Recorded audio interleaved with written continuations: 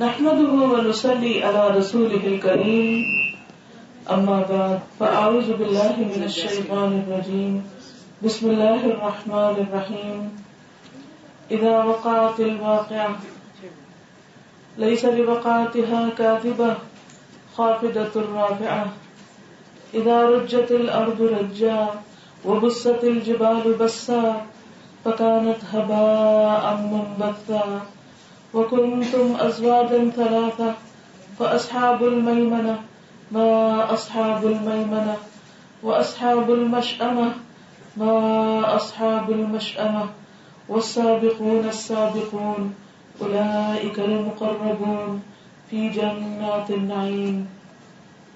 جب وہ ہونے والا واقعہ پیش آ جائے گا یعنی قیامت کا واقعہ، سور پھونکنے کا واقعہ، لیس لوقعتها کاذبہ، تو اس کے واقع ہونے کو کوئی جھٹلانے والا نہ ہوگا، کوئی اس کا انکار نہیں کرے گا، کیونکہ وہ ایک یونیورسل واقعہ ہوگا، پوری دنیا میں بیک وقت ایک حادثہ ہوگا. عام طور پر جب دنیا میں کوئی ڈیزاسٹر ہوتا ہے تو کسی ایک خاص علاقے میں ہوتا ہے، کوئی زلزلہ آتا ہے یا کوئی طوفان آتا ہے، کوئی سونامی ہوتا ہے تو وہ ایک پرٹیکولر ایریا میں ہوتا ہے. کبھی ایسا نہیں ہوا کہ پوری زمین پر ایک ہی وقت میں کوئی حادثہ ہو، کوئی ایکسیڈنٹ ہو، کوئی انسیڈنٹ ہو. لیکن قیامت ایک ایسا واقعہ ہے کہ جو پورے گلوب پر بیک وقت، اور صرف زمین نہیں بلکہ ستارے، سیارے، سورج، چاند، جو کچھ بھی ہمارے آس پاس ہے، جو بھی ہمیں دکھتا اور نظر آتا ہے، اس سب پر وہ واقعہ پیش آئے گا. اور جب انسان اس کو دیکھے گا تو کوئی بھی اس کا انکار نہیں کر سکے گا. آج لوگ اس کو بھولے ہوئے ہیں، اس کا انکار کرتے ہیں، اس پر یقین نہیں رکھتے.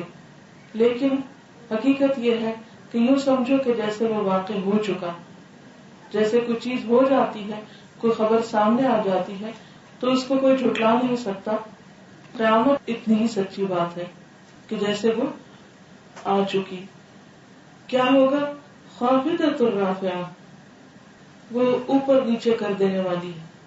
جو چیزیں اوپر ہیں ان کو نیچے اور جو نیچے ان کو اوپر. یعنی اس کے اندر انسانوں کی عزت اور ذلت کا معیار، کسی بھی چیز کے فائدے اور نقصان کا جو کرائیٹیریا ہے وہ بالکل الٹ جائے گا. جن چیزوں کو دنیا میں ہم بہت امپورٹنس دیتے ہیں، جو چیزیں ہمارے لیے بہت ہی زیادہ اعلیٰ مقام کی ہیں، وہ چیزیں اس وقت ہمارے لیے کوئی ویلیو نہیں رکھیں گی، وہ نیچے آ جائیں گی. اور جن چیزوں کو آج ہم چھوٹا سمجھتے ہیں، کرنا نہیں چاہتے، حقیر سمجھتے ہیں، وہ اس دن اوپر آ جائیں گی. جیسے خاص طور پر جنت میں جانے کے وقت وہ لوگ جو دنیا میں غریب ہیں، مسکین ہیں، جو اللہ کی راہ میں ستائے گئے، وہ جنت میں آدھا دن پہلے داخل ہو چکے ہوں گے. حشر کا جو میدان ہے اس کا ایک دن 1000 سال کے برابر ہے، اور بعض روایات میں 50,000 سال کے برابر. تو اگر اس کا آدھا دن بھی کہیں تو 500 سال بنتے ہیں. تو 500 ایئرز پہلے وہ لوگ جنت میں داخل ہو چکے ہوں گے. اور ایک حدیث کے مطابق جب تک باقی لوگ اپنا حساب دے کر جنت میں پہنچیں گے، وہ لوگ 40 سال کا قیلولہ بھی کر چکے ہوں گے. یعنی جنت کی نعمتوں سے فائدہ اٹھا کر آرام بھی کر چکے ہوں گے.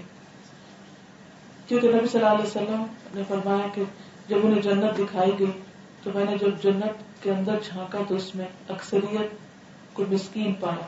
یعنی جو دنیا میں مسکین سمجھے جاتے تھے، جن کی دنیا میں کوئی شان و شوکت نہیں تھی، جو دنیا والوں کی نظروں میں حقیر سمجھے جاتے تھے، ان کی جنت میں کثرت تھی بنسبت متکبر لوگوں کے یا اپنے آپ کو بڑی چیز سمجھنے والوں کے.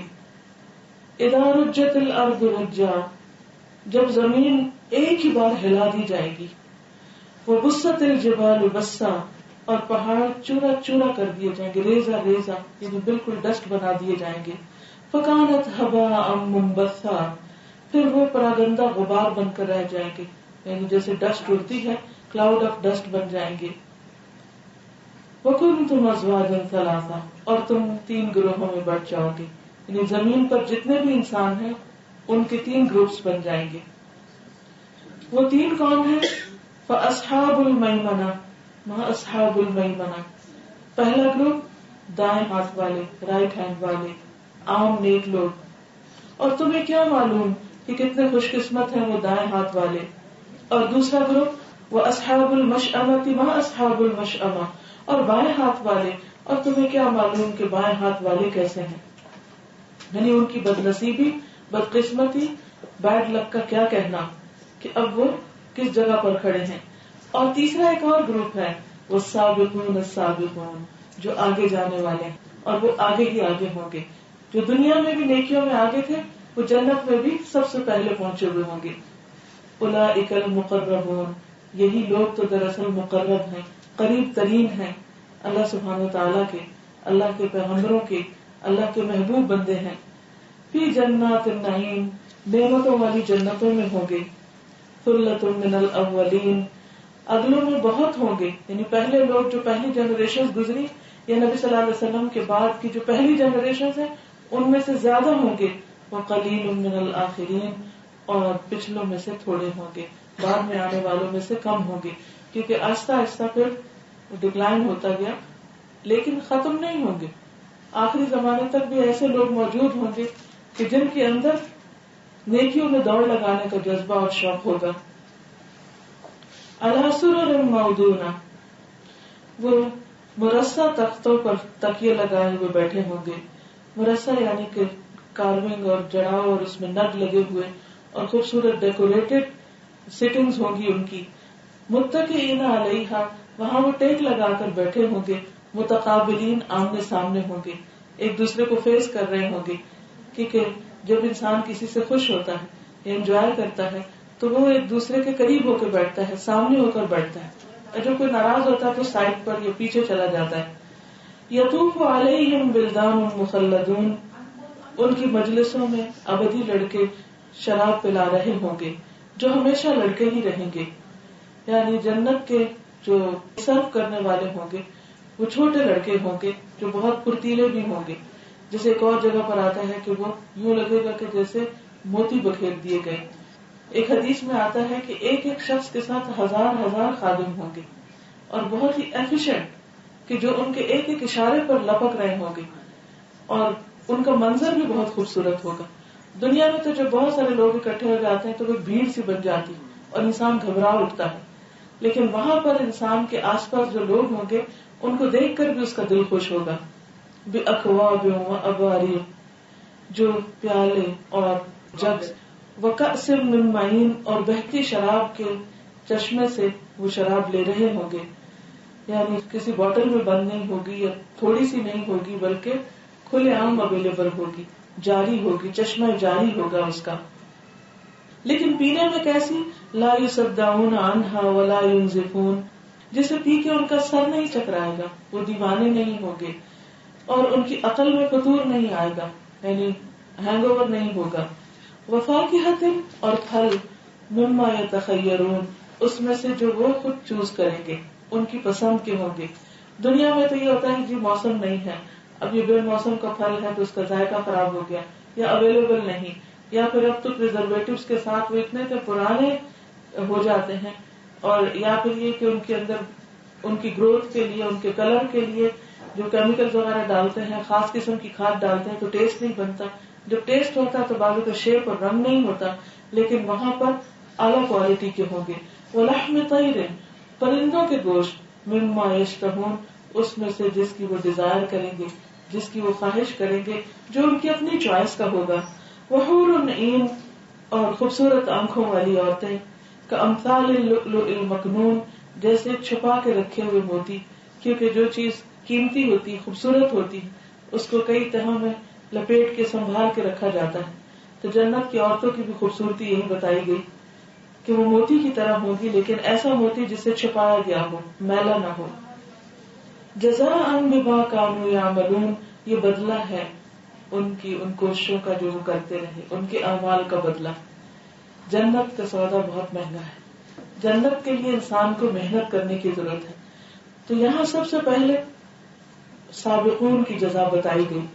لا يسمعون فيها لغوا ولا تأثیما، اس جنت میں وہ کوئی لغو، بےہودہ بات، فضول بات، ادھر ادھر کی بات نہیں سنیں گے، اور نہ کوئی گناہ کی بات، نہ کسی کی غیبت، نہ تانا، نہ ہی کسی پہ کوئی الزام تراشی، اور نہ ہی کسی کی کوئی بے وجہ کا مذاق اڑانا. یعنی کسی کی کوئی بات کسی کو ہرٹ نہیں کرے گی، اور نہ ہی کوئی ایسی باتیں کرے گا. الا قیلا سلاما سلاما، مگر ان کی آواز اور پکار سلام سلام ہی کی ہوگی. یعنی سلام جو ہے سمبل آف سیکورٹی ہے، تو ہر طرف سے ان کو ایک سکون اور ایک امن اور اطمینان کہ جس کسی کے بھی منہ سے ایسی بات نہیں ہوگی کہ جس سے کوئی خوف زدہ ہو.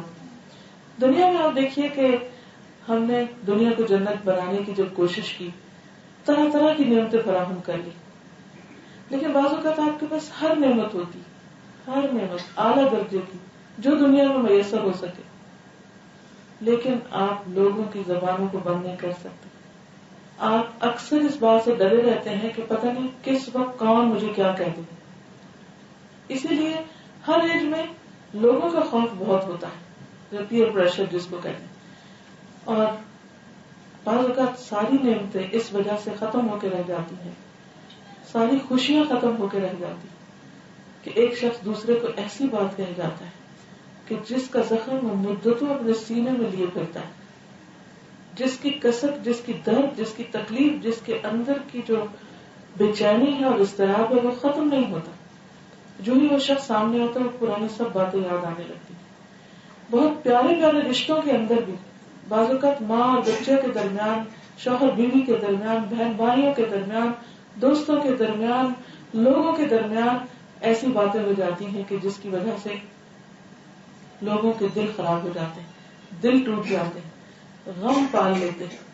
اسی لیے ساری نعمتوں کی ٹاپ پر جو رکھی نعمت وہ کیا ہے کہ جنت میں کسی کی سما خراشی نہیں ہوگی، کسی کے لیے بھی کوئی سننے کو بری بات نہیں ملے گی. ہر شخص دوسرے کے لیے خوشی کی بات لے کر آئے گا.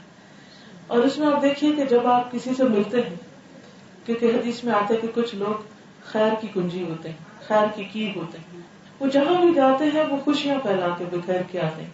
ان سے لوگوں کو خیر کی بات سننے کو ملتی، ان کے زبان سے دوسروں کے لیے خیر کی دعائیں اور بھلائی نکلتی، وہ دوسروں کے لیے فائدہ مند ہوتے ہیں. اور کچھ لوگ شر کی کنجیاں ہوتے ہیں، وہ جہاں جاتے ہیں فساد پھیلا کے آتے ہیں، جہاں جاتے ہیں لڑائی جھگڑے ڈال کے آتے ہیں، جہاں جاتے ہیں دوسروں کے لیے پریشانی کا باعث بنتے ہیں. تو اس لیے جنت کی خوبصورتی اس میں ہے کہ اس میں کسی قسم کی کوئی فضول بات بھی نہیں ہوگی، اور نہ ہی وہاں کوئی گناہ کی بات ہوگی، نہ جھوٹ، نہ دھوکہ، نہ فریب، نہ غیبت، نہ چغلی، کوئی ایسی چیز نہیں کہ جس سے دوسروں کو پریشانی ہو. اسی لیے آپ دیکھیے کہ اللہ تعالیٰ نے وہ بستی جو بسائی ہے اس کی بیسک ریکوائرمنٹ یہ ہے کہ دنیا میں اس کی ٹریننگ کی جائے، اپنی زبان کو فضول باتوں سے روکا جائے، اور اپنی زبان سے ایسے تمام لفظ نکال دیے جائے، مائنس کر دیے جائیں جو دوسروں کو تکلیف دینے والے ہوں. It's just choice of words. صرف یہ ہوتا ہے کہ انسان نیگیٹو ورڈز کی بجائے پازیٹو یوز کرنا شروع کر دے. جو چیز کسی کو تکلیف دیتی ہو یا کوئی چڑھتا ہو اس بات سے، اس بات کو روک لیا جائے، اپنے تک روک لیا جائے. کیونکہ جب آپ اس کو اپنے تک روک لیتے ہیں تو وہ صرف آپ کے دل کی حد تک کچھ تکلیف دیتی، یعنی ایک بندے کو تکلیف ہوتی ہے. لیکن جب آپ اس کو کھول دیتے ہیں تو ایسے جیسے آپ نے تیر پھینک دیا، اور وہ صرف آپ تک نہیں، وہ دوسرے کے لیے بھی تکلیف دہ بن جائے گا، اور پھر جواباً ہو سکتا ہے کہ وہ بھی حملہ کرے، اور پھر بات بڑھ جاتی، اور اس طرح بہت ساری محبتیں انسان کو بیٹھتا ہے. اس لیے جنت میں جو بسائے جائیں گے لوگ، ان کے لیے خاص طور پر یہ شرط رکھی گئی کہ ان کی زبان اچھی. آپ سے پوچھا گیا کہ سب سے زیادہ جنت میں لے جانے والی چیز کیا ہے، اور میں تقویٰ یعنی اللہ کا ڈر، حسن اخلاق، اچھا اخلاق. اور سب سے زیادہ جہنم میں لے جانے والی چیز انسان کی زبان اور شرم کا، کہ انسان ان کے اوپر کنٹرول نہیں کرتا. ایک مرتبہ آپ صلی اللہ علیہ وسلم نے فرمایا کہ زبان سے لفظ نکلیں گے اس پر بھی پوچھ ہوگی، یا ان کی وجہ سے بھی ان کی شامت آئے گی. تو حضرت معاذ کہنے لگے کہ اچھا جو ہم بولتے ہیں اس پر بھی پکڑ ہے. یعنی عام طور پہ تو ہم سمجھتے ہیں کہ نیکی یا بدی کیا ہے کہ ہم کوئی اچھے اچھے کام کریں تو وہ لکھے جائیں، لیکن بولنا تو بولنا ہے، ہم کچھ بھی بول دیتے ہیں. تو آپ نے فرمایا کہ معاذ تمہاری ماں تمہیں روئے. پیار سے ان کو ڈانٹا کہ کیا لوگوں کو جہنم میں ان کی زبان کی کھیتیوں کے علاوہ بھی کوئی چیز لے جائے گی، کہ جیسے کھیت اگایا جاتا ہے نا، ایسے باغ میں گارڈن لگایا جاتا ہے، تو اسی طرح زبان سے نکلا وہ ہر لفظ ایک لفظ نہیں ہوتا، وہ ایک سیڈ کی طرح ہوتا ہے. بالکل. اور وہ پھر جب وہ کسی کے دل پہ جا کے لگتا ہے، یہاں وہاں خوشیوں کے پھول اگتے ہیں یا وہاں کانٹے بکھر جاتے ہیں، یا وہ اس کو جا کے ایسا ہٹ کرتا ہے کہ توڑ کے رکھ دیتا ہے. اور پھر بعض اوقات سامنے اور بعض اوقات پیچھے. یہ جو پیچھے کی باتیں ہوتی ہیں یہ بھی وہ وہاں نہیں رہتی جہاں کی جاتی، وہ ٹریول کرتی کرتی ساتھ ان سے کچھ اور مل جاتا، وہ کہاں سے کہاں پہنچ جاتی. تو اس لیے زبان سے نکلی ہوئی باتوں کو ہارویسٹ سے تشبیہ دی کہ جس طرح یعنی کہ بظاہر تو لفظ منہ سے نکلتا ہے تو کوئی اس کا وجود نہیں ہوتا، لیکن اپنے اثر کے اعتبار سے وہ لوگوں کے دلوں، ان کے مزاج، ان کے اخلاق، ان کی آخرت پر اثر ڈالتا ہے. پھر اصحاب الیمین کے بارے میں فرمایا، وہ اصحاب الیمین اور دائیں بازو والے عام نیک لوگ، صالح لوگ. یہ پہلے تو ہائی کلاس کی بات کی تھی، ایلیٹ کی بات کی گئی، جو جنت کی ایلیٹ ہوگی، سب سے آگے ہوگی، ان کو کیا ملے گا. اور دوسری طرف اصحاب الیمین عام نیک لوگ. وہ اصحاب الیمین، ان اصحاب الیمین کے ساتھ، دائیں بازو والوں کے ساتھ جن کی نیکیوں کا پلہ بھاری ہوگا میزان میں، ان کے ساتھ کیا سلوک ہوگا؟ فی سدر مخضود، ان کی جنت کیسی ہے؟ اس میں بغیر کانٹوں کے بیلیاں ہیں، بیلیوں کے درخت ہیں، اور طے بر طے چڑھے ہوئے کیلوں، وطلح ممدود وظل ممدود، اور دور تک پھیلے ہوئے سائے، وماء مسکوب، اور ہر دم رواں پانی، یعنی کہ وہ بہتا ہی چلا آ رہا ہوگا. وفاکہۃ کثیرہ، بہت سے پھل، بہت زیادہ پھل، لا مقطوعۃ ولا ممنوعہ، جو کبھی منقطع نہیں ہوں گے، کبھی روکے نہیں جائیں گے، یعنی جتنا بھی کوئی کھانا چاہے ان کو میسر ہوگی. وفرش مرفوعہ، اور اونچی نشست گاہیں. انا انشأناہن انشاء، ان کی بیویوں کو ہم خاص طور پر نئے سرے سے پیدا کریں گے. یعنی دنیا میں ظاہر ہے کہ ایک عورت اپنے وقت کے ساتھ ساتھ جب بچے پیدا کرتی ہے، دودھ پلاتی ہے، عمر گزر جاتی، پیریڈز ختم ہو جاتے، تو اس کی جوانی، اس کا حسن آہستہ آہستہ مان پڑنے لگتا ہے، بڑھاپا آ جاتا ہے. جیسے ایک عورت نے حضور صلی اللہ علیہ وسلم سے پوچھا، جو بڑھیا تھی، کیا بوڑھی عورتیں جنت میں جائیں گی؟ تو آپ نے فرمایا بوڑھی عورتیں نہیں جائیں. تو بہت رونے لگی. تو آپ نے فرمایا کہ ان کو جوان کر کے بھیجا جائے گا، یعنی دوبارہ سے پیدا کیا جائے گا، کہ انشاء نئے سرے سے پیدا ہوں گی. فجعلناہن ابکارا، اور ہم انہیں باکرہ بنا دیں گے، یعنی ایسے جیسے کبھی ان کی شادی بھی نہ ہوئی ہو.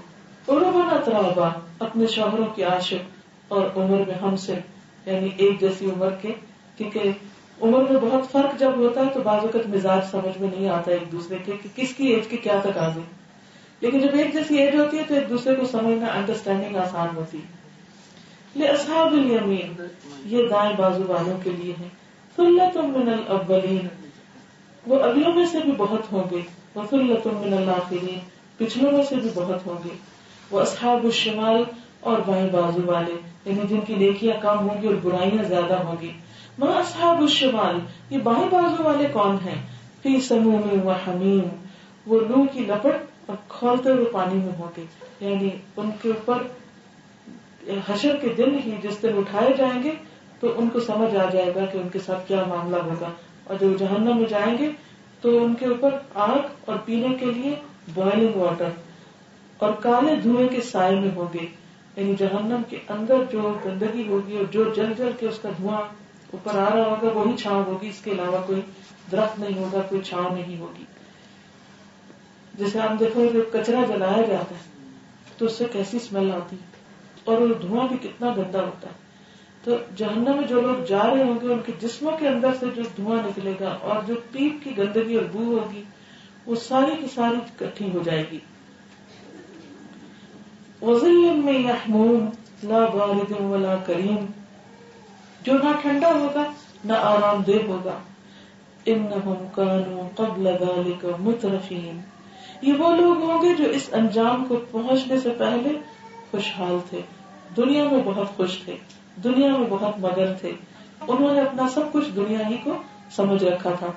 وَكَانُوا يُصِرُّونَ عَلَى الْحِنْثِ الْعَظِيمِ، اور وہ بڑے گناہ پر اصرار کرتے تھے. یعنی ان کو پتا تھا کہ بڑے بڑے گناہ کون سے. بڑے گناہ کیا ہے؟ مثلا اللہ تعالیٰ کے ساتھ شرک کرنا، جادو کرنا، ماں باپ کی نافرمانی کرنا، والدین کی نافرمانی، شراب پینا، جوا کھیلنا، سود کھانا، زنا کرنا، یہ سب بڑے گناہوں میں سے. اسی طرح جھوٹ بولنا اور غیبت، چغلی، بہتان لگانا کسی کے اوپر، یہ ساری چیزیں بڑے گناہوں میں آتی ہیں. چوری، یہ بھی بڑے گناہوں میں. اب ایک یہ ہے کہ انسان ہے، انسانوں سے ہی غلطیاں ہوتی ہیں. غلطی ہوئی اور انسان کو شدید ندامت ہوئی اور وہ اللہ سے ڈرتا رہا اور اس نے توبہ کر لی اور اس کا کفارہ کیا. لیکن کچھ لوگ جان بوجھ کر بھی، انہیں پتا ہے کہ یہ بڑا گناہ ہے، بری چیز ہے، پھر بھی کرتے چلے جاتے ہیں اور اس سے باز نہیں آتے، اس سے رکتے نہیں ہیں. تو جہنم میں جانے والے اصحاب الشمال، ان کی وہاں جانے کی وجہ یہ ہے کہ وہ برائی کو چھوڑتے نہیں تھے. پتہ چل جانے کے باوجود بھی اس پہ جمے رہتے تھے. اب آپ دیکھیے کہ بہت سارے لوگ کہتے ہیں اچھا اللہ غفور رحیم ہے، کیا وہ اس بات پہ پکڑے گا؟ لیکن کتنے لوگوں کو پتا ہے کہ ماں باپ کو ستانا جو ہے وہ بری بات ہے، اس کے باوجود لوگ ماں باپ کی عزت نہیں کرتے، قدر نہیں کرتے، رسپیکٹ نہیں کرتے اور ان کو تکلیف دیتے ہیں کسی بھی چیز سے. اسی طرح کس کو نہیں پتا جادو کرنا کفر ہے. آپ دیکھیے کہ کتنے لوگ بغیر کسی وجہ کے دوسروں کے اوپر حسد کر کے ان کے ساتھ کوئی ایسے کام کرتے ہیں. پاکستان میں میرا ریڈیو چینل پہ ایک پروگرام چلتا ہے تو بس شروع کے پہلے ہی سپارے میں جادو کے اوپر آیات آتی ہے، تو اس میں کافی ڈیٹیل سے میں نے اس کو ایکسپلین کیا. تو آج وہاں سے فیڈ بیک دے رہی تھی کہ کسی کا ان کی جو فیڈ بیک آتی ہے مختلف لوگ فون کر کے بتاتے ہیں. تو کسی نے بتایا کہ مجھے تو آج تک پتہ ہی نہیں تھا کہ یہ اس میں کوئی برائی بھی، کہ میں عامل ہوں اور لوگ آتے ہیں میرے پاس اور میں ان کے لیے عمل کرتا ہوں. اب پتہ کیسے چلے کون سا عمل جادو؟ تو اس میں آپ دیکھیے کہ جہاں گرے لگتی ہے نا، جس بھی کلام چاہے قرآن پڑھ کے گرے لگائی جا رہی تو یہ جادو میں شمار ہو جاتا ہے. تو یہ نہیں کرنا چاہیے. اسی طرح لکیریں کھینچنا، کہ لکیریں موافق ہوں تو وہ اس سے ذائقے بنا کے چیزیں نکالیں، تو یہ شرک کی قسمیں، ان کو کفر کہا گیا. لیکن اور یہ کبیرہ گناہوں میں سے. تو بعض لوگوں کو تو پتہ ہی نہیں ہوتا کہ یہ بہت بڑا گناہ ہے، اور بعض لوگ یہ ہے کہ وہ پتہ چل جانے کے باوجود اسے کیے چلے جاتے ہیں. آپ دیکھیے کہ بعض اوقات لوگوں کی زندگی کس قدر حرام ہو جاتی ہے، کس قدر پریشانی اٹھاتے ہیں. بس اگر کسی کا رشتہ باندھ دیا کسی اور بچی کی شادی نہیں ہوتی تو ماں باپ کی دن رات کی نیندیں حرام، خود اس کے لیے کتنا پریشانی کی بات ہو جاتی ہے. اسی طرح اگر کسی اور کے ساتھ کوئی اس طرح کی زیادتی کی ہے، اثر تو باذن اللہ ہی ہوتا ہے، اگر اللہ چاہے تو اثر ہوتا ہے. لیکن جیسے اور بہت سے وائرسز جو ہوتے ہیں وہ بیماریوں کا سبب بنتے ہیں، ایسے جادو بھی تکلیف کا سبب بن سکتا ہے. اور بدترین قسم اس کی کیا ہے؟ شوہر اور بیوی کے درمیان لڑائی ڈلوانا. تو جہنم میں جانے والے بائیں بازو والے، وہ ان کا گناہ یہاں نام لے کے ڈیٹیل نہیں بتائی گئی، تو ان کو کہا کہ خود سمجھو سوچو عقل سے کام لو. لیکن جو ایک کوالٹی ان کی بتا دی گئی وہ یہ کہ ڈٹ کے گناہ کرتے ہیں، دیدہ دلیری سے گناہ کرتے ہیں اور کرتے چلے جاتے ہیں، ان سے رکتے نہیں، باز نہیں آتے. وَقَالُوا يَقُولُونَ أَإِذَا مِتْنَا وَكُنَّا تُرَابًا وَعِظَامًا أَإِنَّا لَمَبْعُوثُونَ، اور وہ کہتے تھے کیا جب ہم مر جائیں گے اور ہم مٹی میں مل جائیں گے اور ہڈیاں چور چور ہو جائیں گی پھر ہم اٹھائے جائیں گے. یعنی ان کا اصل میں آخرت پر یقین پختہ نہیں تھا. أَوَآبَاؤُنَا الْأَوَّلُونَ، کیا ہمارے پہلے باپ دادا ہیں، کیا ان کو بھی دوبارہ اٹھایا جائے گا؟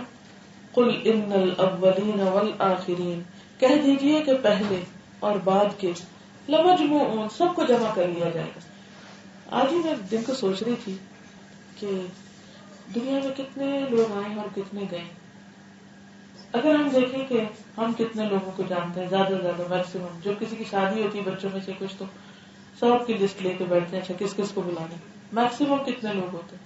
1000، 2000، 5000، 10,000، 20,000. لیکن ہم اگر ایک پشت آگے جائیں، بس ہم اپنی دادی کو جانتے ہیں، مگر میری دادی کی دادی کون تھی پتہ ہی نہیں، نام بھی نہیں آتا، جانتے ہی نہیں، کبھی جاننے کی کوشش بھی نہیں کی ہم نے. لیکن قیامت کے دن ساری نسلیں ہی کھڑی ہوں گی، سب کے سب ایک جگہ پر اکٹھے ہوں گے.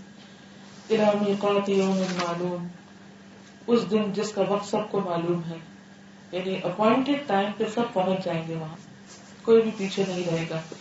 ثم انکم ایھا الضالون المکذبون، پھر اے گمراہوں اور جھٹلانے والوں، کیا ہوگا تمہارے ساتھ؟ لآکلون من شجر من زقوم، کہ تم زقوم کے درخت سے کھانے والے ہو. فمالئون منها البطون، پھر تم اس سے پیٹ بھرنے والے ہو. زقوم انتہائی کڑوا درخت ہے، کڑوا پودا ہے، کڑوی سبزی کہہ لیجیے. کریلے کبھی بنانے ہو تو کتنا ان کو طریقے نکالتے ہیں کہ اس کی کڑواہٹ ختم ہو جائے، لیکن وہ ایسا ہوگا کہ بس انسان کو جلا کے رکھ دے گا.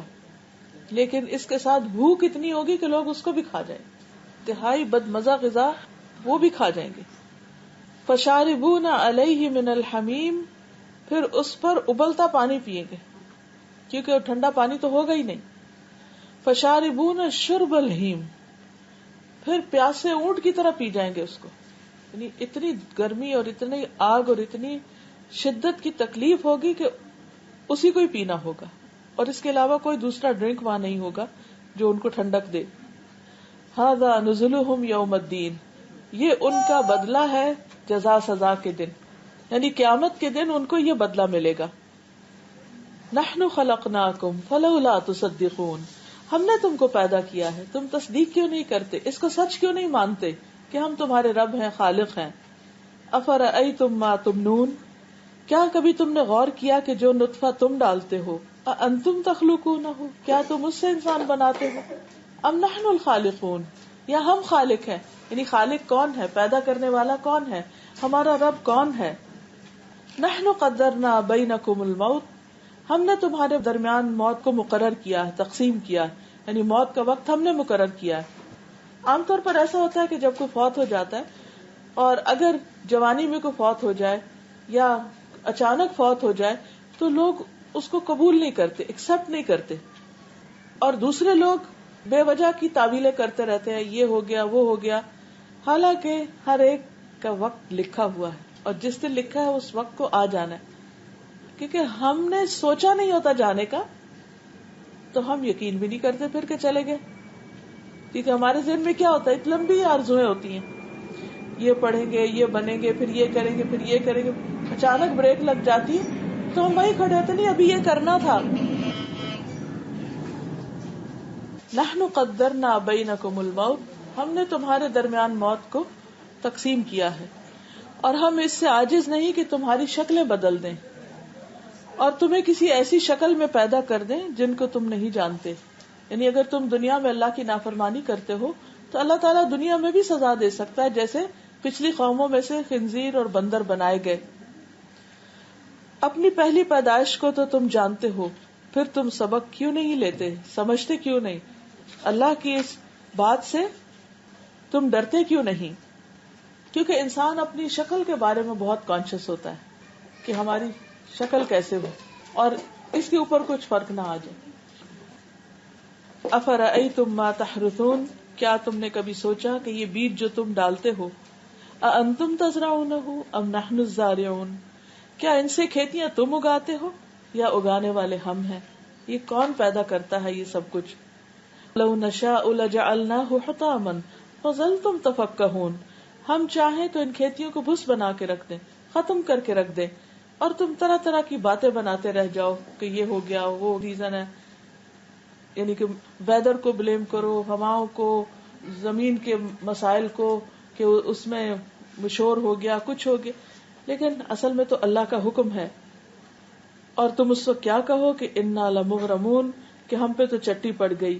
بل نحن محرومون، بلکہ ہمارے تو نصیب ہی پھوٹے ہوئے. یہ کیوں کہا گیا؟ اس لیے کہ جب انسان کو کوئی نعمت ملتی ہے تو انسان کہتے ہیں میری کوشش، میری عقل، میری محنت کا نتیجہ ہے. اور جب اس کا کوئی نقصان ہو جاتا ہے تو اس وقت وہ یہ نہیں کہتا میری کوئی غلطی ہے، اس وقت وہ تعویلیں کرنے لگتا ہے، جسٹیفیکیشن ڈھونڈتا ہے، کبھی کسی کو بلیم کرتا ہے، کبھی کسی کو کرتا ہے، کبھی نیچر کو، کبھی لوگوں کو، کبھی نظر ہے، حسد ہے، فلاں ہو گیا فلاں ہو گیا، اپنی غلطی نہیں مانتا. لیکن اصل بات یہ ہے کہ اللہ جس کو جو چاہے دے اور جہاں سے جو چاہے ختم کر دے. افرأیتم الماء الذی تشربون، کیا تم اس پانی کو کبھی دیکھتے ہو؟ یعنی غور سے دیکھتے تو ہم روز ہی ہیں، کیا دیکھا تم نے اس پانی کو جو تم پیتے ہو کہ پانی کیسے بنا ہے؟ انتم انزلتموہ من المزن، کیا بادل سے تم نے اس کو اتارا تھا؟ ام نحن المنزلون، یا ہم اتارنے والے ہیں؟ بارش کون برساتا ہے؟ پانی کون لاتا ہے؟ لو نشاء جعلناہ اجاجا، ہم چاہیں تو اس کو بھی کڑوا کر دیں، جیسے سمندر سے اٹھتی ہے نا بادل، تو سمندر تو کڑوا ہوتا ہے، لیکن وہ اوپر جا کے پھر دوبارہ برستا تو میٹھا ہو جاتا ہے، پھر واپس اسی نمک میں ملتا ہے، پھر دوبارہ اسی طرح واٹر سائیکل چلتا ہے۔ تو یہ اللہ تعالیٰ کا خاص فضل ہے، وہ چاہے تو نیچے سے نمک بھی ساتھ اٹھا دے اور کڑوا ہو جائے سب کچھ۔ فرمایا فلولا تشکرون، پی کر شکر ادا کیوں نہیں کرتے؟ اب دیکھیے کہ زندگی ساری ہماری پانی پر ہے، پینے، کھانے، دھونے، نہانے، پکانے، ہر چیز میں پانی چل رہا ہے۔ اپنے آپ سے آنےسٹلی پوچھیں کہ ہم کیا واقعی روز جب پانی پی کے رکھتے تو الحمدللہ کہتے، یا نہا کے نکلتے تو کہتے ہیں کہ الحمدللہ شکر ہے پانی ہے، گرم ہے، آسانی سے ہمیں مل رہا ہے؟ یہ سب کچھ کہاں سے؟ اگر انسان سوچے، اگر ہم اس وقت یہ جاننے کی کوشش کریں، بیٹھ کے صرف اس پر ریسرچ کریں کہ یہ جو میرے ہاتھ میں پانی ہے، یہاں میرے ہاتھ تک پہنچا اور جس کا میں نے گھونٹ بھرا، یہ کتنی منزلیں طے کر کے آیا۔ یہ کبھی ایک سمندر میں تھا، وہاں سے یہ اٹھا بادل میں گیا، وہاں سے یہ برسا زمین پہ آیا، زمین پر پھر یہ کسی جگہ پر جمع ہوا، وہاں سے یہ پھر اٹھایا گیا، پھر اس کو صاف کیا گیا، پھر بوتلوں میں بھرا گیا، پھر گھروں میں پہنچا، جب میرے ہاتھ میں آیا۔ اتنی سفر طے کر کے ایک پانی کہاں سے کہاں پہنچا، اور میں پی کر اس کا شکر بھی ادا نہ کروں جس نے اس کو بنایا اور بھیجا میرے لیے۔ تو یہ اللہ تعالیٰ بندوں سے کیا چاہتے ہیں؟ اللہ تعالیٰ یہ نہیں چاہتے کہ جو نعمتیں اس نے بنائی ہیں اس کو استعمال نہ کرے، وہ تو ہم کو کرنی ہے، لیکن جب استعمال کرے تو پھر شکر ادا کرے، پھر تھینک فل ہوں اللہ کے، اور بندوں میں سے بھی جو مدد کرے اس کے بھی شکر گزار ہوں۔ افرأیتم النار التی تورون، کیا تم نے دیکھا جو آگ تم جلاتے ہو، یا الیکٹریسٹی آج کل جسے ہوتی ہے؟ انتم انشأتم شجرتہا، کیا تم نے اس کا درخت اگایا؟ کیونکہ اس زمانے میں گرین درختوں سے بھی آگ نکلتی تھی، کیونکہ عربوں کے ہاں تو الیکٹریسٹی نہیں تھی، اور آگ جلانے کے لیے ماچس کے کارخانے تو بعد میں لگے ہیں، پہلے تو لوگ نیچرل وے سے آگ جلاتے تھے۔ فرمایا کہ یہ آگ تم جلاتے ہو، اگر وہ پتھروں کو بھی رگڑ کے چکماک سے بھی آگ جلاتے تو اس پتھر کے اندر کس نے وہ قوت رکھی کہ جو آگ نکالتی؟ یا وہ جو درخت افار اور مرخ کے ہوتے تھے کہ جن کی ٹہنیوں کو ایک دوسرے سے ٹکراتے تو اس میں سے آگ نکلنے لگتی، حالانکہ گرین درخت۔ تو یہ سب کچھ کس نے تمہارے لیے کیا؟ انتم انشأتم شجرتہا ام نحن المنشئون، کیا اس درخت کے پیدا کرنے والے تم ہو یا ہم نے پیدا کیا؟ نحن جعلناها تذکرۃ ومتاعا للمقوین، ہم نے اس کو یاد دہانی کا ذریعہ بنایا ہے کہ اللہ کی نعمت کو دیکھ کر لوگ اللہ کو یاد کریں، اور حاجت مندوں کے لیے زندگی کا سامان بنایا ہے کہ لوگ اپنی ضرورتیں پوری کریں۔ فسبح باسم ربک العظیم، پس اے نبی اپنے رب عظیم کے نام کی تسبیح کرو۔ گویا بندوں پر اللہ کا حق یہ ہے کہ ان ساری نعمتوں کو استعمال کر کے اللہ کا شکر ادا کریں اور اللہ کی پاکی بیان کریں، اللہ کی تسبیح کریں۔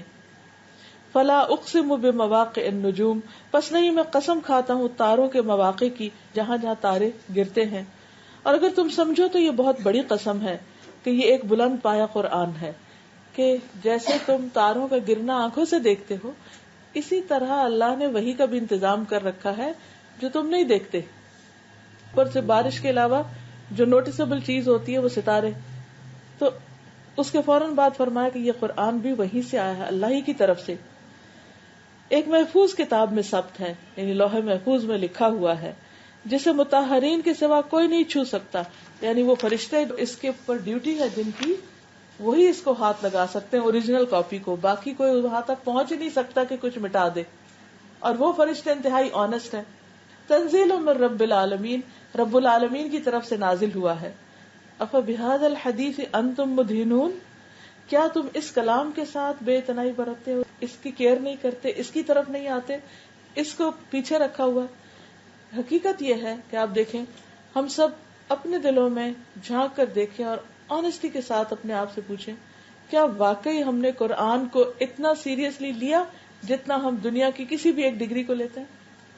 بے شمار باتیں، اور ان سب باتوں کے اوپر تم اتنی دلچسپی لیتے ہو، اور بہت سے لوگ اس کی کوٹیشن، اس کی سینگ، اس کا فرمان، اس کا کال، اس کی بات، پھر جب ہم آپس میں بھی بیٹھتے ہیں تو لوگوں کی باتوں میں ان کو کوٹ کر رہے تھے، اس نے یہ کہا، اس نے یہ کہا، میں نے یہ کہا، بچہ شروع ہوتا ہے بولنا تو ہم اتنی دفعہ تکرار کرتے ہیں، بچے نے ابا کہہ دیا، اماں کہہ دیا، یہ کہہ دیا، وہ کہہ دیا. تو فرمایا کہ یہ سب انسانوں کی باتیں ہیں، ایک اللہ کی بات بھی ہے، یعنی کلام ہے اللہ کا قرآن.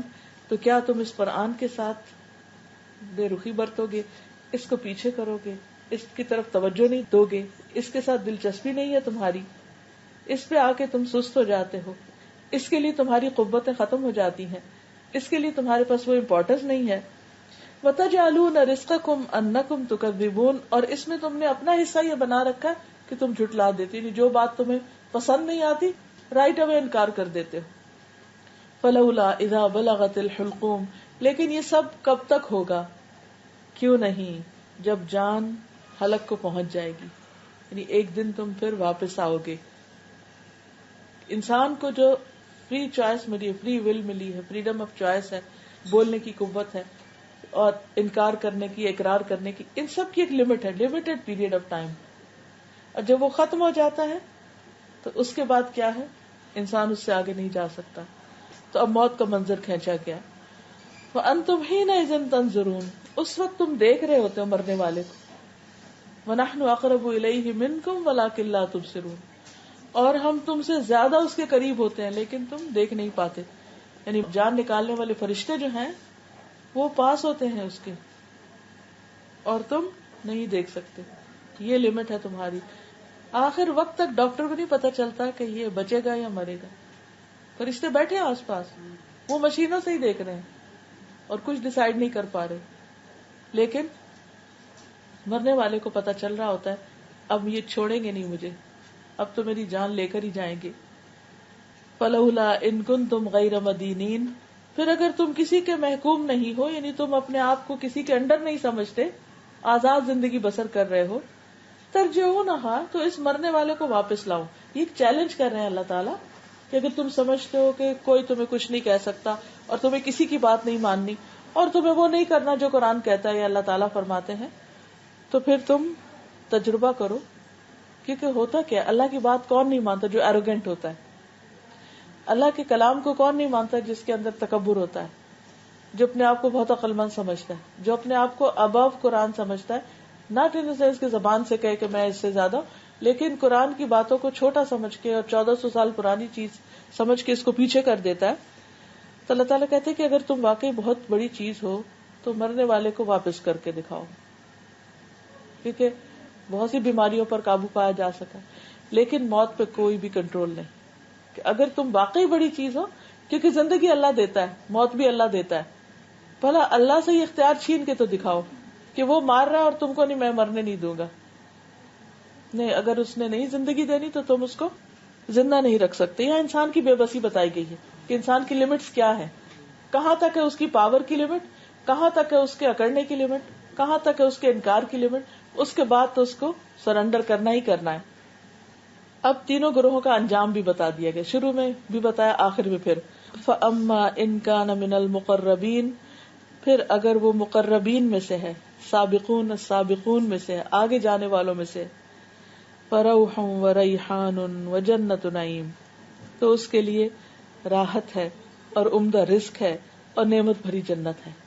ریحان کا ایک معنی پھول بھی کیا جاتا ہے کہ جب مرنے والا مر رہا ہوتا ہے تو فرشتے جو کفن لے کر آتے ہیں تو خوشبودار ہوتا ہے، یعنی ماحول کے اندر بھی ایک خوشبو ہوتی، ایک خوشی ہوتی، اور پھر اس کو لے جاتے ہیں جنت کے باغوں میں. کیونکہ قبر میں جب دفناتے ہیں تو قبر یا جہنم کے ٹکڑوں میں سے ایک ٹکڑا یا جنت کے ٹکڑوں میں سے ایک ٹکڑا ہو جاتا ہے. وَأَمَّا إِن كَانَ مِنْ أَصْحَابِ الْيَمِينَ، پھر اگر وہ دائیں ہاتھ والوں میں سے ہوتا ہے، فَسَلَامٌ لَكَ، تو وہاں پھول نہیں آتے، خوشبو نہیں آتی، بس سلام آتا ہے کہ سلامتی ہو، تم پر بچ گئے ہو. وَأَمَّا إِن كَانَ مِنَ الْمُكَذِّبِينَ الضَّالِّينَ، اور اگر وہ جھٹلانے والے گمراہ لوگوں میں سے ہو تو پھر معاملہ بالکل مختلف. فَنُزُلٌ مِّنْ حَمِيمٍ، تو اس کی تواضع کھولتے ہوئے پانی سے کی جاتی ہے. وَتَصْلِيَةُ جَحِيمٍ، اور جہنم میں جھونکا جاتا ہے. إِنَّ هَذَا لَهُوَ حَقُّ الْيَقِينِ، یہ بالکل یقینی سچی بات ہے، حق ہے. فسبح بسم ربک العظیم، پس اے نبی صلی اللہ علیہ وسلم اپنے رب عظیم کے نام کی تسبیح کرو، یعنی سبحان ربی العظیم کہا کرو. کیونکہ اصل بات یہ ہے کہ بندہ اپنے رب کی عظمت کو پہچانے، اس کی بڑائی کو مانے، اپنے آپ کو بندہ سمجھے، سروینٹ آف اللہ، اور سمجھے کہ کسی بھی بندے کی جتنی اس کے اندر عاجزی زیادہ ہوگی، بندوں کے لیے بھی اور اللہ کے لیے، اللہ کے ہاں اس کا گریڈ اتنا ہی اونچا ہوتا جائے گا. یہ ایک عجیب بات ہے نا. اس کے باوجود ہم اکڑنا اور بڑا بن کے رہنا پسند کرتے، جبکہ جو ہمبلنس ہے اور اللہ کے آگے جو جھکنا ہے، سجدہ کرنا ہے، ناک زمین پہ لگانا ہے، پیٹھ چکانا ہے، سب کچھ یہ دراصل انسان کے رتبے ایلیویٹ کرتے جاتے ہیں. یعنی اگر آپ اونچے ہوں گے تو آپ کا گریڈ نیچے ہوتا جائے گا، اور اگر آپ نیچے ہوتے ہیں تو گریڈ اوپر ہو جائے گا. تو یہ یہاں پر اللہ کی تسبیح بیان کرنے کے لیے کہا گیا ہے کہ جب انسان ایسی کوئی بات سنے تو سبحان اللہ پڑھے، کیونکہ سب کچھ بنانے والا وہ اور سب کا انجام بھی اسی کی طرف. اس لیے انسان کبھی بھی اس سوچ اور اس خیال سے غافل ہو کے اس کو بھول کے اپنی زندگی نہ گزارے. یہ دراصل ایک ریمائنڈر تھا میرے اپنے لیے بھی اور آپ سب کے لیے بھی، کیونکہ ہر انسان کے اندر خیر ہے لیکن ہمارے اندر شر بھی ہوتا ہے. فَأَلْهَمَهَا فُجُورَهَا وَتَقْوَاهَا. اگر ہم ایسے ماحول میں رہیں گے، ایسی چیز پڑھتے رہیں گے، کرتے رہیں گے کہ جس سے ہمارا خیر بڑھے، جیسے قرآن کی مجلس میں ہوتے یا قرآن پڑھتے تو خیر پھوٹنے لگتا ہے انسان کے اندر سے، تو وہ اس کی خوش قسمتی کی علامت ہے. اور اگر برے ماحول میں رہیں گے، بری کمپنی میں ہوں گے، دنیا ہی کی باتیں کرتے رہیں گے، تو وہ جو دوسرا طرف ہے وہ بڑی ہونے لگتی. تب جب ایک لمٹ ہے نا، ایک بڑا ہوگا تو دوسرا خود ہی چھوٹا ہو جائے گا. لیکن اگر شر زیادہ ہونے لگا تو نیکی سکڑ کے رہ جائے گی. اب ہم سب کو خود فیصلہ کرنا ہے کہ ہم نے اپنی کس چیز کو زیادہ آگے لے کے جانا ہے. اور اس کے لیے یہاں اتنا کلیئرلی بتا دیا گیا کہ نیک لوگ دو طرح کے ہیں، ایک ہیں ٹاپ کلاس لوگ اور ایک ہیں لوور لیول پہ. دنیا میں ہم کیا چاہتے ہیں؟ دنیا کے اعتبار سے دی بیسٹ، ایکسیلنٹ. آخرت کے اعتبار سے بھی اگر ہم بیسٹ چاہیں گے تو بیسٹ ایفرٹس بھی لگانی پڑیں گی. یعنی دنیا میں جو جتنی اعلیٰ درجے کی چیز خریدنا ہوتی اتنی اس کی پرائس زیادہ ہوتی.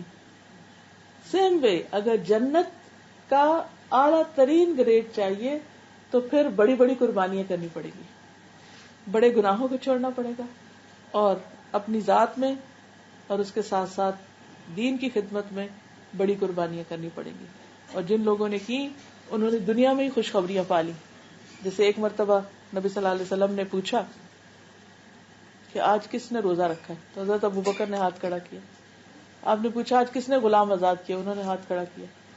آپ نے پوچھا آج کس نے مریض کی عادت کی ہے، مریض کو وزٹ کیا، آپ نے ہاتھ کھڑا کیا. ساری مجلس میں ایک تھے، ہر نیکی پہ ہاتھ کھڑا کر رہے تھے کہ میں نے کیا، میں نے کیا.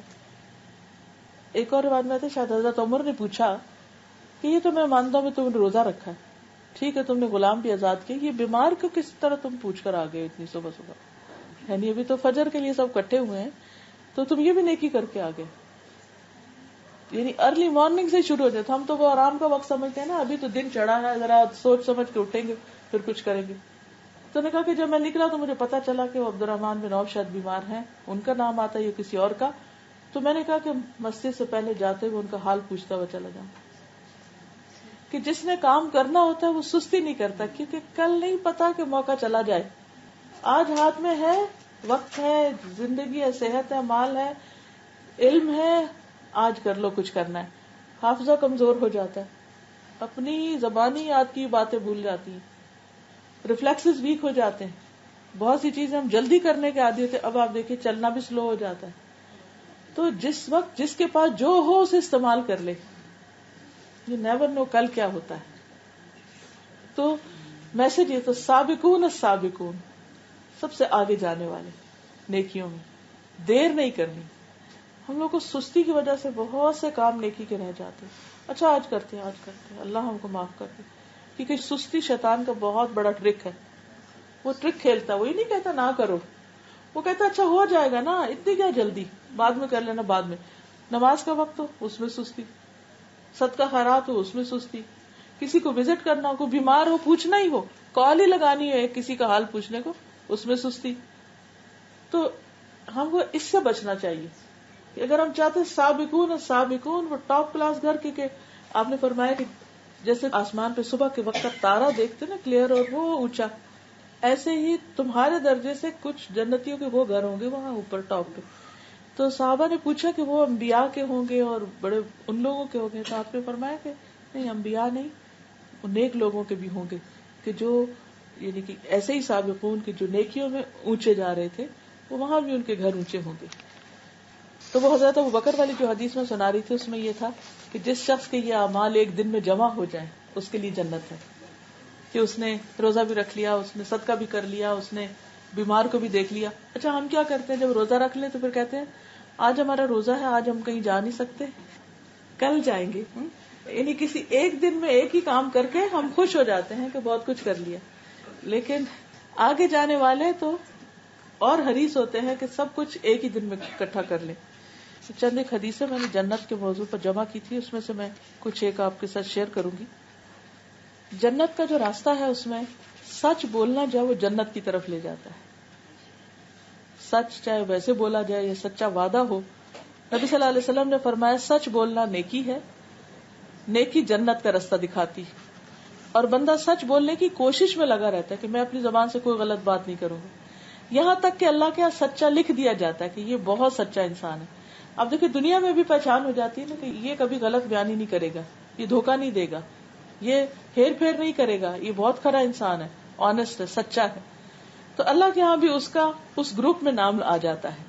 اب دیکھیے کہ ہم دنیا میں بعض اوقات ہوتا ہے نا کہ اچھا فلاں میں ہمارا نام آ جائے، تو اس وقت کیا ایکسائٹمنٹ ہوتی ہے، کتنی خوشی ہوتی ہے کہ جب ہم اپنے پسندیدہ کلاس یا لوگ یا کمپنی یا جو بھی ہم کرنا چاہیں وہاں ہم پہنچ جائیں. اور جھوٹ برائی ہے، برائی دوزخ کا راستہ دکھاتی ہے. بندہ جھوٹ بولنے میں لگا رہتا ہے یہاں تک کہ جھوٹا لکھ دیا جاتا ہے. اسی طرح ایک چھوٹی سی حدیث ہے، اگر یاد رہے تو بہت فائدہ ہوگا. نبی صلی اللہ علیہ وسلم نے فرمایا جو مجھ پر درود بھیجنا بھول گیا وہ جنت کے راستے سے بھٹک گیا. درود پڑھنا جو ہے یہ اتنی بڑی نیکی، اور اگر کوئی اس کا اہتمام نہیں کرتا تو وہ بھول گیا راستہ جنت کی طرف جانے کا. اب خاص طور پہ جمعے کا دن، اس دن کا درود جو ہے وہ اس لیے شاید کہا کہ اگر ہر دن یاد نہیں رہتا تو اس دن کچھ نہ کچھ اہتمام ضرور کرے. تو ویسے تو یہ کہ اگر ہم لوگ عادت ڈالیں، مثلا اگر صبح کے وقت اٹھ کے ہم کو واک کرتے ہیں، اسٹریچز کرتے ہیں یا کوئی بھی، تو باندھ لیں کہ اتنا درود روز پڑھنا ہے. یا لیٹے ہیں تو لیٹ کر اس وقت کو باندھ لیں کہ دوپہر کے لیے آرام کرنے کو لیٹے ہیں، یا ڈرائیو کر رہے ہیں، یا کوئی بھی ایک چیز. لیکن جب تک ہم باندھتے نہیں وہ ہوتا نہیں کام. کبھی تسبیح کرتے، کبھی وہ، کبھی ایک کیا، کبھی دوسرا بھول گئے. تو اس لیے بہت ضروری ہے کہ جو چیزیں جنت کی طرف لے جانے والی ہیں ان کا خاص اہتمام کیا جائے. اس میں خاص طور پر شرک سے بچنا، نبی صلی اللہ علیہ وسلم کی اطاعت کرنا. حضرت جابر کہتے ہیں کہ ہم مکہ میں 10 سال ٹھہرے، نبی صلی اللہ علیہ وسلم 10 سال ٹھہرے. ہم نے کہا اللہ کے رسول صلی اللہ علیہ وسلم کیا ہم آپ کی بیعت کریں؟ آپ نے فرمایا تم اس بات پہ بیعت کرو کہ چستی اور سستی میں میری بات سنو گے، مانو گے، تنگ دستی اور خوشحالی میں خرچ کرو گے، نیکی کا حکم دو گے، برائی سے منع کرو گے، تم اللہ کے حق میں بات کرو گے اور اس کے بارے میں ملامت کرنے والے کی ملامت سے نہیں ڈرو گے. جب میں تمہارے پاس آ جاؤں تو میری مدد کرو گے، اور جن برائیوں سے اپنے آپ کو، اپنی بیویوں اور اپنے اولاد کو بچاتے ہو مجھے بھی بچاؤ گے. اگر تم نے ایسا کیا تو تم کو جنت ملے گی. اس میں بھی کئی کاموں کا ذکر ہے. اسی طرح اللہ کی راہ میں جان دینا اور اپنی ساری زندگی اللہ کے راستے میں لگا دینا. حضرت عبداللہ بن عمر کہتے ہیں نبی صلی اللہ علیہ وسلم نے فرمایا کیا تم میری امت کی اس جماعت کو جانتے ہو جو سب سے پہلے جنت میں داخل ہوگی؟ میں نے کہا اللہ اور اس کا رسول ہی بہتر جانتے ہیں. فرمایا وہ مہاجرین کی جماعت ہے. وہ قیامت کے دن جنت کے دروازے پہ آ کے دروازے کھولنے کا مطالبہ کریں گے کہ ہمارے لیے ڈور کھول دو. دربان ان سے پوچھے گا تمہارا حساب ہو گیا؟ وہ کہیں گے کس قسم کا حساب؟ ہم مرتے دم تک اللہ کے راستے میں رہے. یعنی ساری زندگی تو ہماری اللہ کے راستے میں گزری، اللہ کے راستے میں تلواریں ہمارے کندھوں پر رہیں. وہ جو مہاجرین تھے وہاں مکہ سے مدینہ آنے والے، تو وہ دربان ان کے لیے دروازہ کھول دے گا، اور وہ عام لوگوں کے داخلے سے پہلے 40 سال قیلولہ بھی کر چکے ہوں گے. یعنی دنیا میں اگر انسان نیکی کے کاموں میں بھاگ دوڑ کرتا رہتا ہے تو جنت میں جانے کا رستہ آسان ہو جاتا ہے. عبداللہ بن عمر سے روایت ہے، نبی صلی اللہ علیہ وسلم نے فرمایا، جنت میں داخل ہونے والی سب سے پہلی جماعت فقیر مہاجروں کی ہوگی، جن کے ذریعے مکروہات سے بچا جاتا ہے. جب انہیں حکم دیا جاتا تھا تو سنتے اور اطاعت کرتے تھے. اگر ان میں سے کسی کو بادشاہ سے کوئی ضرورت پڑ جاتی تو وہ پوری نہیں کی جاتی تھی، یعنی ان کی کوئی سنتا نہیں تھا، ان کی کوئی سفارش قبول نہیں کرتا تھا، حتیٰ کہ وہ مر جاتا اور وہ خواہش اس کے سینے میں ہوتی. اللہ تعالیٰ قیامت والے دن جنت کو بلائے گا، وہ زینت، سجاوٹ، نمائش، آرائش کے ساتھ آ جائے گی. پھر اللہ تعالیٰ اعلان کرے گا، میرے وہ بندے کہاں ہیں جنہوں نے میرے راستے میں قتال کیا، ان سے قتال کیا گیا، انہیں میرے راستے میں تکلیفیں دی گئیں، انہوں نے میرے راستے میں جد و جہد کی. یعنی جو بھی موقع ہو نیکی کے کاموں میں آگے بڑھنے کا، تو ان سے کہا جائے گا، میرے بندو تم جنت میں داخل ہو جاؤ. وہ بغیر حساب کے جنت میں داخل ہو جائیں گے. یہ منظر دیکھ کر فرشتے آ کر سجدہ کریں گے، کہیں گے، اے ہمارے رب، ہم دن رات تیری تسبیح اور تقدیس بیان کرتے تھے، لیکن یہ کون لوگ ہیں جنہیں تو نے ہم پر فضیلت دی ہے؟ تو اللہ تعالیٰ فرمائے گا، یہ میرے وہ بندے ہیں جنہوں نے میرے راستے میں جہاد کیا، انہیں میرے راستے میں تکلیفیں دی گئی. سو فرشتے ہر دروازے سے داخل ہو کر کہیں گے، تم پر سلامتی ہو صبر کے بدلے، کیا ہی اچھا بدلہ ہے اس آخرت کے گھر کا. یعنی ایک تو یہ ہے کہ اپنی ذاتی زندگی میں نماز، روزہ، عبادت وغیرہ، اور ایک یہ ہے کہ اللہ کے دین کو دوسرے بندوں تک پہنچانے کی کوششیں، اللہ کے رب ہونے پہ راضی ہو جانا. پھر 2 نمازوں کے درمیان میں لغو باتیں نہ کرنا. نبی صلی اللہ علیہ وسلم نے فرمایا، ایک نماز کے بعد دوسری نماز اس طرح پڑھنا کہ بیچ میں کوئی لغو کام نہیں کرو تو نام علیین میں لکھ لیا جائے گا. پھر سجدوں کی کثرت، جیسے ایک صحابی سے آپ نے فرمایا کہ تم کچھ مانگو مجھ سے، کیا چاہتے ہو؟ ان کی خدمت کرتے تھے تو وہ بڑے عقل مند تھے، دنیا کا کچھ نہیں مانگا، کہا جنت میں آپ کا ساتھ چاہتا ہوں. تو آپ نے فرمایا کچھ اور؟ اس نے پھر یہی مطالبہ کیا، فرمایا پھر سجدوں کی کثرت کرو، ہر سجدہ ایک درجہ بلند کرتا ہے. پھر آپ دیکھیے کہ عمرہ، ایک عمرے سے دوسرے عمرے تک گناہوں کے لیے کفارہ ہوتا ہے، یعنی جو 2 عمروں کے بیچ میں گناہ ہو. اور حج مقبول کی جزا صرف جنت ہے. پھر صبر کا بدلہ جنت ہے. ایک عورت کو بیماری تھی مرگی کی، تو اس کو آپ نے کہا تھا کہ اگر تم صبر کرو تو تمہارے لیے جنت ہے. جس مسلمان کے 3 بچے وفات پا جائیں جو ابھی بالغ نہ ہوئے ہوں تو اللہ اپنے خاص فضل سے اس کو بھی جنت میں داخل کرے گا، کیونکہ چھوٹے بچوں سے اور طرح کی لگن ہوتی ہے. مریض کی عیادت کرنے والا جنت کے باغ میں ہوتا ہے. پھر اسی طرح نبی صلی اللہ علیہ وسلم نے فرمایا، تم مجھے 6 چیزوں کی گارنٹی دو، میں تمہیں جنت کی ضمانت دیتا ہوں. جب بات کرو تو سچ بولو، وعدہ کرو تو پورا کرو، تمہارے پاس امانت رکھی جائے تو ادا کر دو، شرمگاہوں کی حفاظت کرو، آنکھوں کو نیچے رکھو اور اپنے ہاتھوں کو روکے رکھو، یعنی ہاتھ سے کسی کو تکلیف نہ دو. پھر اسی طرح ماں کے ساتھ نیکی کرنے والے. حضرت عائشہ کہتی ہیں کہ رسول اللہ صلی اللہ علیہ وسلم نے فرمایا، میں سویا تو میں نے اپنے آپ کو جنت میں دیکھا، وہاں قرآن کریم کی تلاوت کی آواز سنائی دی. میں نے پوچھا یہ کون ہے؟ بتایا گیا کہ حارثہ بن نعمان ہے. تو رسول اللہ صلی اللہ علیہ وسلم نے فرمایا، نیک لوگ اسی طرح کے ہوتے ہیں، دراصل وہ اپنی والدہ کے ساتھ بہت اچھا سلوک کرتے تھے. تو اس بنا پر ان کو نبی صلی اللہ علیہ وسلم دنیا میں ہی جب تھے تو ان کو خواب میں جنت میں دیکھ لیا. پھر اسی طرح ثواب کی غرض سے عمل کرنے والے جو ہیں وہ جنت میں داخل ہوں گے. نبی صلی اللہ علیہ وسلم نے فرمایا کہ 40 خصلتیں ہیں کہ جو انسان کو جنت میں لے جانی، 40 عادتیں، 40 تھنگز نیکی، جن میں سب سے بہتر بکریوں کا کسی کو عطا کرنا ہے، یعنی کسی کو بکری دینا، یعنی بہت ہی اعلیٰ درجے کی کوالٹی. کیوں؟ کیونکہ اس سے اور بکری پیدا ہو جائے گی اس کی، اور وہ اس سے بھوکا نہیں رہے گا، اس کا ایک بزنس لگ جائے گا، اس سے وہ دودھ پیے گا. تو ایسی چیز جس کی گروتھ ہو، یہ مطلب ہے. ایک صدقہ ہوتا ہے نا، آپ نے دیا، وہ کھا لیا، ختم ہو گیا. ایک ہوتا ہے کسی کو کاروبار لگا دینا، بکری دے دی، اس سے ملٹی پلائی ہوتا رہے. تو جب تک وہ چیز ملٹی پلائی ہوگی، آپ کی نیکی بھی اتنی ہی ملٹی پلائی ہوتی جائے گی جب تک وہ باقی رہے گی. تو جو شخص ان میں سے کسی بھی ایک خصلت پر ثواب اور اللہ کے وعدے کو سچا سمجھ کے عمل کرے. ایک اور بات ہے کہ ہم نہ ہر وقت بیچ میں رہتے ہیں، کر تو لیا، پتہ نہیں کچھ ہوگا بھی کہ نہیں، پتہ کچھ ملے گا کہ نہیں، بس وہ پتہ نہیں ٹھیک بھی ہے کہ نہیں. یہ شیطان وسوسہ ڈالتا ہے تاکہ ہم ہل جائیں اور نیکی کا کام نہ کریں. فرمایا جو ان میں سے کسی بھی اچھے کام کو یقین سے کرے گا کہ اس کا بدلہ جنت ہے تو اللہ تعالیٰ اس کو جنت میں داخل کرے گا. کہ بندہ جیسا گمان رکھتا ہے اس کے مطابق اس سے معاملہ ہوتا ہے.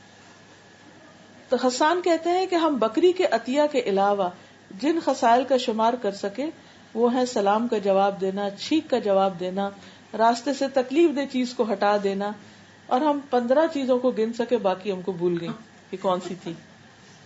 پھر اسی طرح ایک شخص جو تھا وہ تنگ دستوں کو مہلت دے دیتا تھا، یعنی جن کے پاس نہیں ہوتا تھا وہ قرضہ لیتے تو ان کو معاف کر دیا کرتا تھا، تو اللہ تعالیٰ نے اس کو بھی معاف کر دیا. اسی طرح ایک شخص کو جنت میں مزے کرتے دیکھا نبی صلی اللہ علیہ وسلم نے، جس نے راستے میں ایک ایسے درخت کو کاٹا تھا جو لوگوں کو تکلیف دیتا. میں کہتی ہوں کہ ہم لوگ جو راستہ بلاک کر کے کھڑے ہو جاتے ہیں، ٹریفک کو غلط پھنسا دیتے ہیں، کیسی کیسی اذیت ہوتی. تو اگر ہم گاڑی ہی ٹھیک چلائیں اور یہ سوچ کے کہ اس سے کسی کا راستہ نہ رکے، کسی کی گاڑی بلاک نہ ہو، کسی کے گھر کے آگے نہ روک دیں، کسی غلط پارکنگ نہ کر دیں، تو یہ ساری چیزیں بھی انسان کے لیے نیکی کا سبب ہیں. کیونکہ اس زمانے میں اور طریقے تھے، آج کے دور میں تکلیف دینے کے اور طریقے ہیں. ابو برزہ کہتے ہیں ایک مرتبہ میں نے عرض کیا یا رسول اللہ صلی اللہ علیہ وسلم مجھے کوئی ایسی چیز سکھا دیں جو مجھے جنت میں لے جائے، کوئی ایسا کام بتا دیں، کیونکہ شوق تھا نا، یا جس سے مجھے کوئی فائدہ مل جائے. تو آپ نے فرمایا مسلمانوں کے رستے سے تکلیف دہ چیزیں ہٹا دو، رستہ صاف کرو. کتنی بڑی نیکی. پھر وہ کام کرنا جو نفس پہ بہت بھاری ہو، وہ جنت میں لے جاتے ہیں، جیسے سردی میں وضو کرنا اور اندھیرے میں مسجد جانا وغیرہ وغیرہ. حضرت عبداللہ بن مسعود کہتے ہیں کہ نبی صلی اللہ علیہ وسلم فرمایا کہ جس رات میں معراج پر گیا اور ابراہیم علیہ السلام سے ملاقات ہوئی تو انہوں نے کہا کہ آپ اپنی امت کو میری طرف سے سلام کہیے، حضرت ابراہیم کو جب ملے، اور انہیں بتائیے کہ جنت کی مٹی بہت پاکیزہ اور بہت عمدہ ہے، بہت ہی اچھی، اس کا پانی میٹھا ہے، لیکن جنت ایک چٹیل میدان ہے، بس ایک پلین جگہ ہے. سبحان اللہ، الحمدللہ، لا الہ الا اللہ، اللہ اکبر کہنا، وہاں درخت لگانا ہے. لا حول ولا قوت الا باللہ جنت کا خزانہ ہے. یعنی آپ یوں سمجھو کہ جتنی دفعہ لا حول ولا قوت الا باللہ پڑھیں گے اتنا خزانہ بھرتا جائے گا، بھرتا جائے گا، بھرتا جائے گا. یعنی ایسے سمجھے کہ جیسے ہر دفعہ آپ نے اپنے بینک میں جا کے کچھ جمع کرا دیا، ہر روز ٹرانزیکشن. حالانکہ کیا مشکل ہے، اور دنیا میں بھی غم سے نجات ہوتی ہے انسان کو جب لا حول ولا قوت الا باللہ پڑھتا ہے. کم از کم 10 دفعہ کی عادت ڈال لیں. پھر اسی طرح یہ کہ جب بھی انسان جنت کی دعا کرے تو جنت الفردوس مانگے، جنت کا اعلیٰ ترین درجہ مانگے.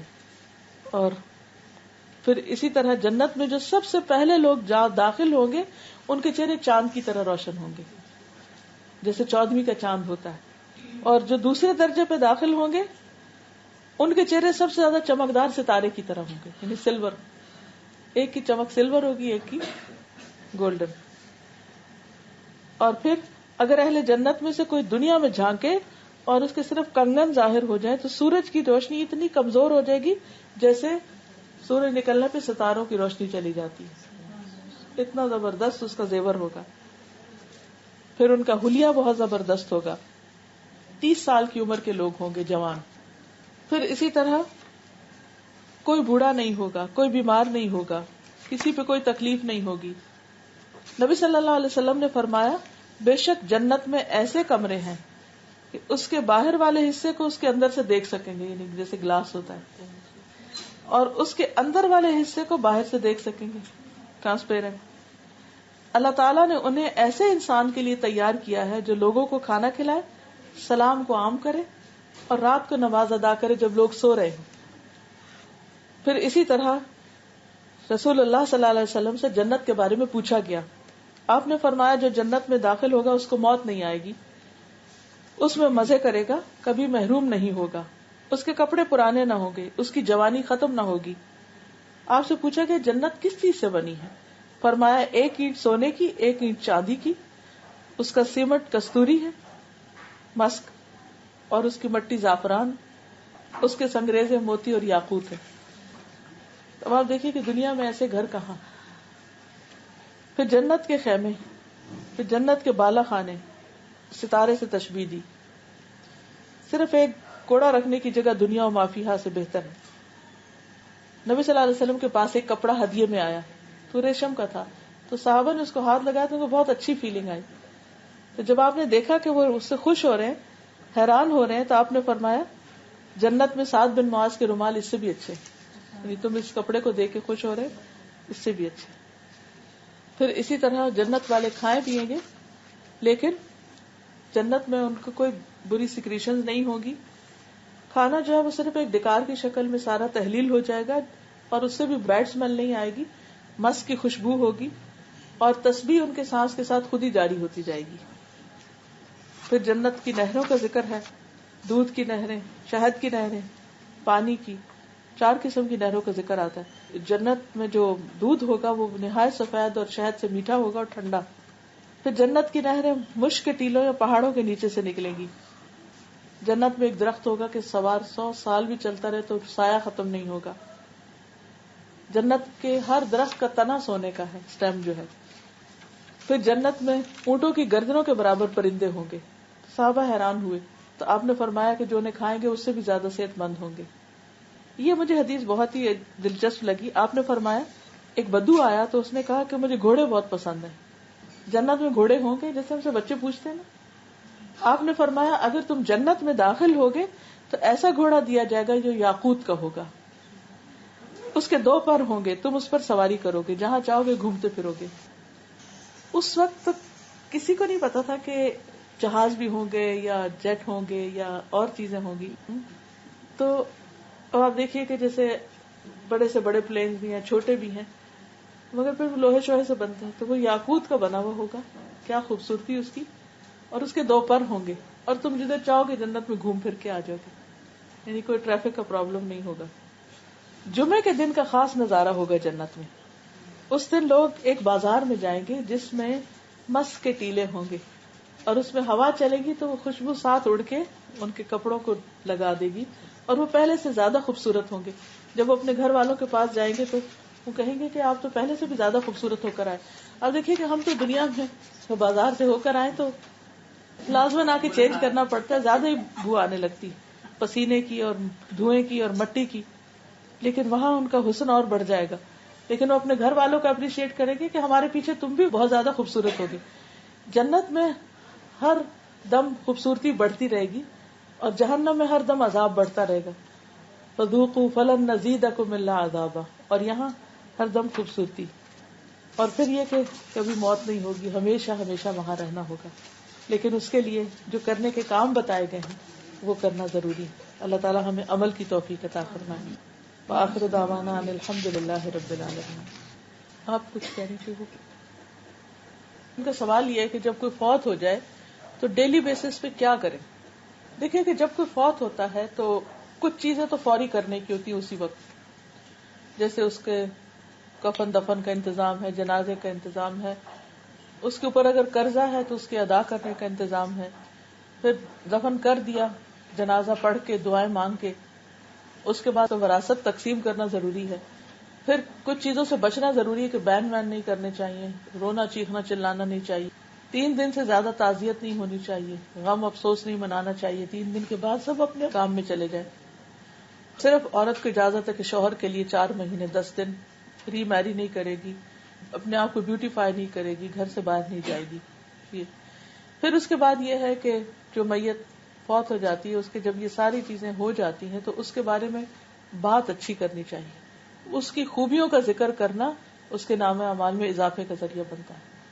عام طور پر لوگ ذکر اچھا نہیں کرتے، ہرٹ کیا یا کچھ کیا تو اس کی باتیں مرنے کے بعد بھی لے کے بیٹھ جاتے. اس سے بچنا چاہیے.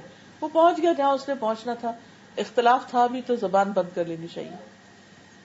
تو لوگوں کی جو گواہی ہے وہ جمع ہو رہی ہے وہاں کہ لوگ کیا کہتے تھے اس شخص کو.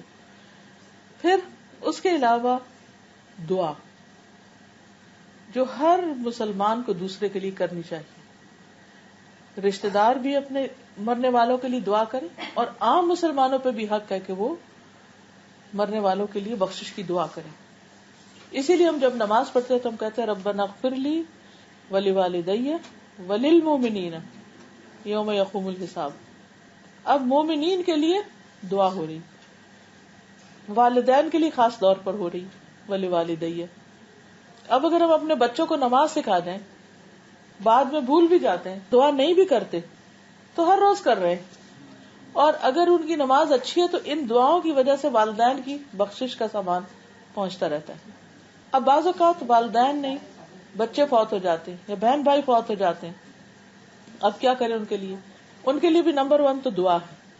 نمبر 2 یہ ہے کہ ان کے لیے کچھ صدقہ کر دیں ان کی طرف کہ اس کا ثواب ان کو پہنچے. اگر ان کے اوپر زکوٰۃ فرض ہے ابھی رہتی ہے تو زکوٰۃ ادا کریں پہلے، صدقہ کرنے سے پہلے زکوٰۃ دیں. اگر روزے رہتے ہیں تو ان کے روزے رکھ دیں، اگر خود نہیں رکھ سکتے تو فدیہ دے دیں. اگر ان پہ حج فرض تھا اور وہ حج کرے بغیر فوت ہو گئے تو ان کی طرف سے حج بدل کریں. اگر خود نہیں کیا ہو کیونکہ حج بدل وہ کرتا ہے جس نے اپنا حج کیا ہو تو کسی اور سے کروا لے، یا یہ ہے کہ پھر 1 سال اپنا کر لیں اور 1 ان کا کروا دے. لیکن اگر ان کے اوپر حج فرض نہیں تھا تو پھر لازم نہیں ہے. پھر اس کے بعد کوئی بھی وہ کام کہ جو آپ ہدیتاً چاہتے ہیں کہ اس کو ثواب اس کا ملتا رہے، جو صدقہ جاریہ کے کام ہوتے ہیں وہ آپ اس کی طرف سے کر سکتے ہیں.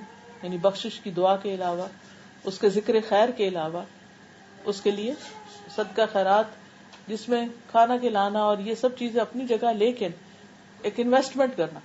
صدقہ جاریہ از لائک انویسٹمنٹ کہ جس کا پروفٹ جو ہے وہ نفع جو ہے اس کو پہنچتا رہے. تو یہ چند چیزیں ہیں.